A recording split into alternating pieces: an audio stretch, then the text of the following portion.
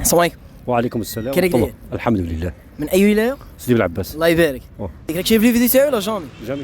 يلا اليوم غادي نبداو بيك، غادي شغل تشوف فيديو تاعك ديريكت. يحصل لنا الشرف ان شاء الله. الله يحفظك. ليسونسي انا نحط لي فيديو في لي ريزو سوسيو كاع، نخرج الشوارع نسقسي الناس وكاع. مرحبا. نطرح عليك بعض الاسئله بمناسبه دخول رمضان الكريم. علاه نصلوا صلاه التراويح؟ اذا صلاه التراويح النبي عليه الصلاه والسلام عليه الصلاه والسلام هو الذي شرع هذه السنه، وهي سنه حميده لصالح المسلمين، لكنه في اواخر قد تركها كي لا تصبح فرضا. اذا هي سنه تعبديه قام بها النبي صلى الله عليه وسلم في شهر رمضان. اذا اتباعا لسنه النبي صلى الله عليه وسلم نحن نقتدي بها. هاجرها النبي عليه الصلاه والسلام حتى لا تكون فرضا على المسلمين. جماعه كاع في لي كومونتير تقولوا لي علاه نصلوا صلاه التراويح. نسقسيك سؤال، هذا السؤال راه داير رواج كبير في المواقع التواصل الاجتماعي، نسقسيه كاين بعض الناس ماهوش يجاوبوا عليه وكاع، مالغري احنا بلد مسلم. اعطيني اركان الاسلام. بني النبي صلى الله عليه وسلم، قال النبي عليه الصلاه والسلام: بني الاسلام على 5: شهاده لا اله الا الله محمد رسول الله، هي الشهادتان، واقام الصلاه، وايتاء الزكاه، وحج البيت من استطاع اليه سبيلا. اذا هذا هو الاسلام. حتى نكون مسلمين، النبي عليه الصلاه والسلام هو الذي شرع لنا الدين الاسلامي. والدين الاسلامي كان من قبل مع سيدنا ابراهيم عليه السلام وسيدنا ادم، يعني كلنا نحن امه مسلمه. اذا الاسلام ديننا الحنيف بني على 5 أركان. شكرا على هذه الاجابه الجميله. بالك راك تروماركي في المجتمع نتاعنا الجزائري، الناس راهي جابده على ربي بزاف. الناس ماش تصلي، اللي يقول لها علاه ماش تصلي يقول لك مانيش نقد، ماشي قدني الوقت. شو تقول له من هذا المنبر؟ اذا اول شيء من ناحيه الصلاه، الصلاه هي نعمه من نعم الله عز وجل. اذا من منعه الصلاه هي الايمان في بين اصابع الرحمن يقلبها. من اللي راه يصلي هذا فضل من الله. اذا لا نفضل بعضنا على البعض. هذا من وجد نفسه يصلي وقريبا من الله فهذه بحمد الله بنعمته. اذا الله سبحانه وتعالى نطلب الجميع الهدايه. ان شاء الله. ليس عليك ان تهدي من احببت، ولكن يهدي الله من يشاء.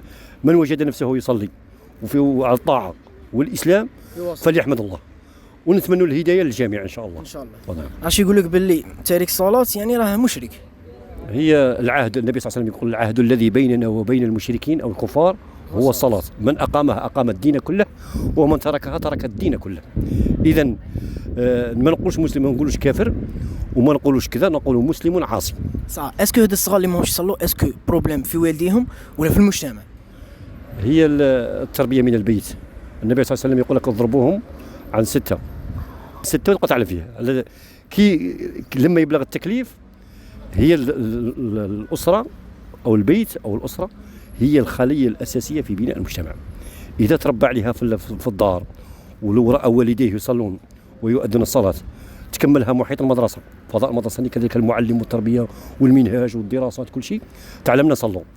اذا ما ترباش عليها الصلاه من البيت مسح. ولكن الصلاه هذه هي الصله التي تصلنا بالرحمن، هي كما نقولوا لا كونيكسيون بين الرحمن. من وجد نفسه يصلي فانك بين الرحمن. الله يجعلنا من المهتدين ومن المصلين. امين ان شاء الله. تقد تختم لنا لا فيديو بايه قرانيه ولا سوره؟ صح. بسم الله الرحمن الرحيم. رشوا منه. وأن لو استقاموا على الطريقة لأسقيناهم ماء غدقا. صحيح؟ صدق الله العظيم. إذا استمرنا على الطريقة، والطريقة هي المنهج والسنة والكتاب، يرزقنا الله بماء غدقا. هذا الماء يكون فيه بركة وخير. احنا نطلب الله الغيث. آمين يا رب. نطلب الصلاح للأمة، ونطلب الحفظ لبلادنا، والله يهدي الناس التايهين والناس اللي تعيش في المعاصي، والله يكفنا من المشعوذين ومن السحرة ومن أعداء الإسلام، وينصر إخواننا في غزة وفي جميع أنحاء بلاد المسلمين.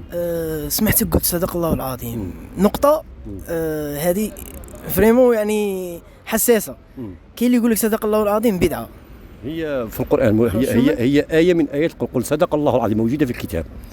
لكن القرآن هو كتاب كامل، ألف لام ميم ذلك الكتاب ولا ريب فيه، كتاب كامل. يعني ولا نصف الله بالصدق، يعني إنه كتاب كامل. جارت العادة احنا منطقة المغرب العربي والمغرب وتونس والجزائر منا ما توارثنا عن آبائنا وأجدادنا أننا من حفظ القرآن نقولها توارث. صدق الله العظيم.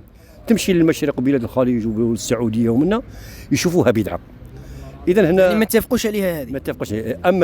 اما الوارد على المارد هي ايه من ايات صدق الله العظيم موجوده في القران الكريم. نحن فقط تزكي هذه ما توارثنا عليه في منطقه المغرب العربي.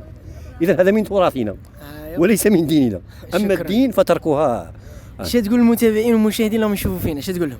اذا المشاهدين نشكرهم ان شاء الله وراهم اخوتنا، ونتمنى ان شاء الله النجاح والتوفيق للجميع. ربي يحفظك. شكرا.